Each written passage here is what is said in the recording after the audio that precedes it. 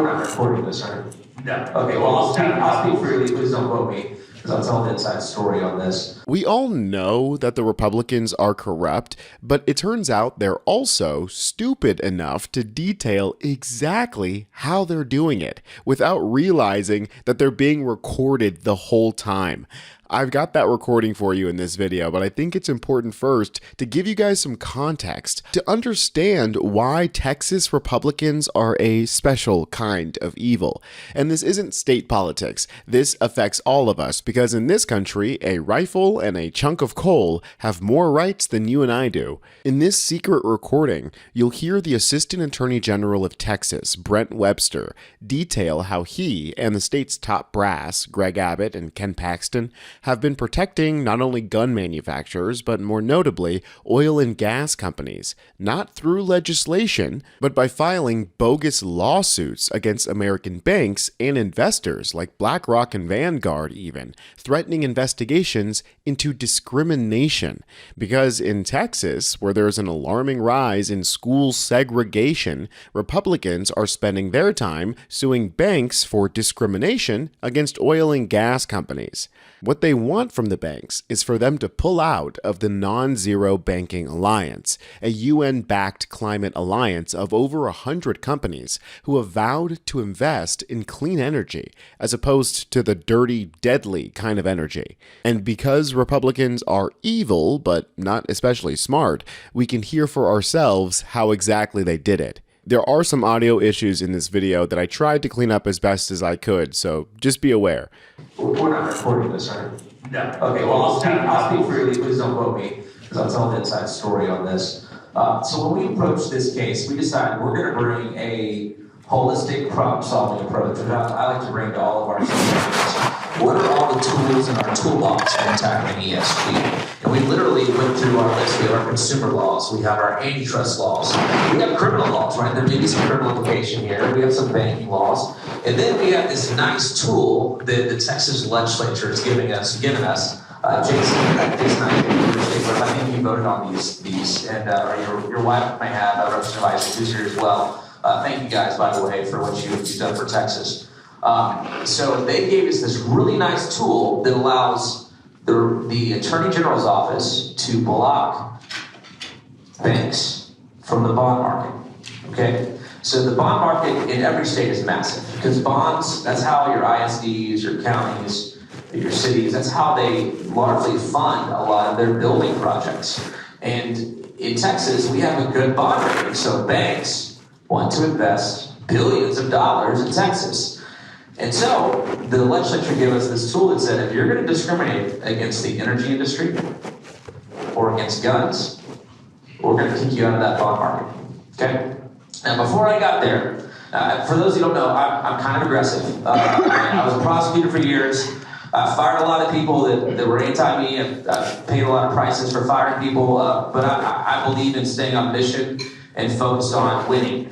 And so I came in and I was like, well, I think we need to kick these people out of the bond market because they're discriminating against the oil industry and against guns. And you would believe how these government lawyers in my age are like, oh, the whole bond market will shut down. I mean, they will all leave and we'll have no one funding our bonds. And I was like, there is no way they're going to turn down all the money they're making on the bond market here. It's like a controlled market. They're making a profit. It's a guaranteed income for them that helps them shore up other parts of their business. This makes no sense to me why they would just bail. But I had another thought, because I was a lawyer, I was a prosecutor, I'm a trial lawyer. I was like, none of these companies want to get into depositions with us. Like, give me a deposition. I'm gonna go through their emails. This is gonna be devastating for their case against us if they sue us.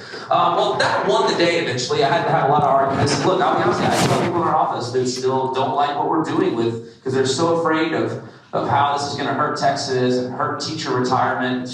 It's crazy the imaginary things these people think of. So we pushed hard on this. And before we sued BlackRock, we notified all these banks that we think that being a member of the Net Zero Banking Alliance, it may be a cartel and you may be discriminating against the energy industry, and we're going to put you on notice that you need to let us know how you're not discriminating against the energy industry. So that started, and that was on all the banks. That was Wells Fargo, JP Morgan, Bank of America. We also did similar things with guns as well, which there were some interesting conversations on that front. So the process began, and over I think a year period, everyone provided a response to us. One of the banks, though, went to the governor's office, and that bank, Wells Fargo, operates in Texas. And look, they have a lot of employees in Texas. They have a lot of business in Texas. We like having their business. So they went to the governor. The governor doesn't know as much at this time about, and I'm not knocking Governor Abbott, he's a great guy, but he didn't know much about our strategy with the bonds. So he sits down in his dining room in his house with me and Ken Paxton and his general counsel and all of Wells Fargo. And they do this big pitch of, hey, can you guys just let us get in the bond market again? We're so good for Texas. I let it play out, and I'm the smallest guy in the room. I mean, we got Ken Paxton, we got Greg Abbott. They're doing most of the talking. Greg Abbott's like, maybe we can get him back in the bond market, Ken. And so I'm just waiting for my moment to jump in. And really appropriately jump in, too, because, I'm lower ranking. Well, hey, one more idea. I mean, this is one way to solve it, Governor. But another way to solve it, I think, could be that Wells Fargo could just leave the Net Zero Banking Alliance, and then we can reinstate the bond market. Well, at that point, Governor Abbott's like, well, maybe that is a solution. What do y'all think? And so all of a sudden, Wells Fargo went from winning to massively losing. They all turned bright red, and they said, well, that seems to be an antitrust violation if we were to leave. And I go, that's not how that works. I go, you guys know how close, do you know how close you are to being sued right now for this being an antitrust violation? Which they weren't ready for that comment to be made, because they thought this was like just a GR meeting. And so they're still turning red, and then we need to talk to our lawyers about this. And I go, great, just vote the idea. Governor Abbott's like, yeah, let's talk about this more. So great conversation, love the plot twist. Fast forward, we sue BlackRock. And I've been waiting for this day.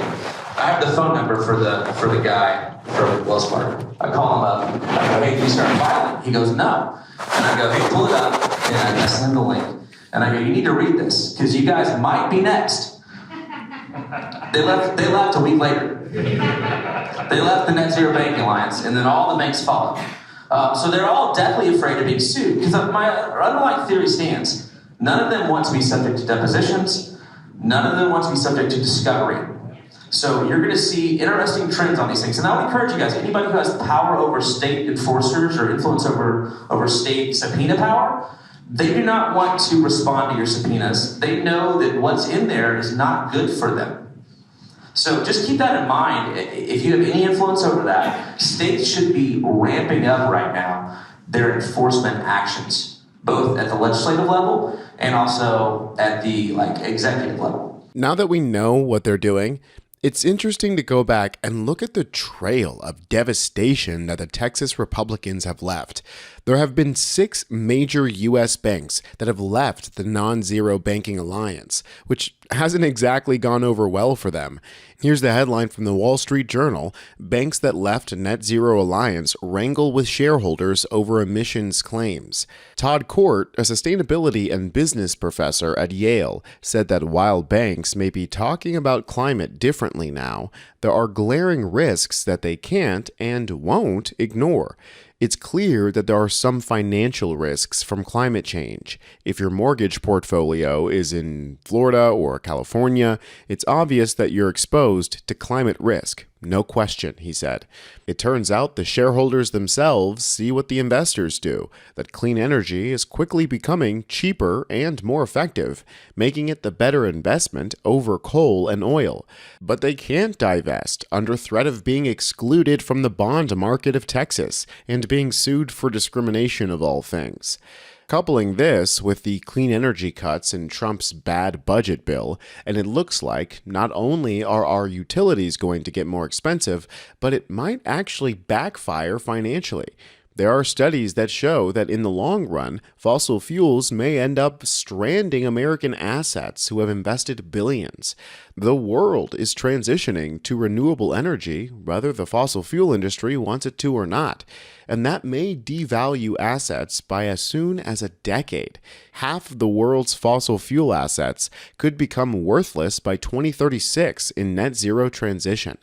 According to the lead author of this study, in a worst case scenario, people will keep investing in fossil fuels until suddenly the demand they expected does not materialize, and they realize that what they own is worthless. Then we could see a financial crisis on the scale of 2008, he warned. That's what I see happening as we continue to dump money into the clearly inferior product here. The market is going to decide, as these, free market capitalists always say, and it seems like solar and wind are much better options in the long run. Now, I'm not giving any financial advice here. I'm not qualified enough to do that, but I'm not buying any oil and gas stocks anytime soon, although I never really would anyway. I'm Tony Hinderman with Really American, and I'll catch you next time.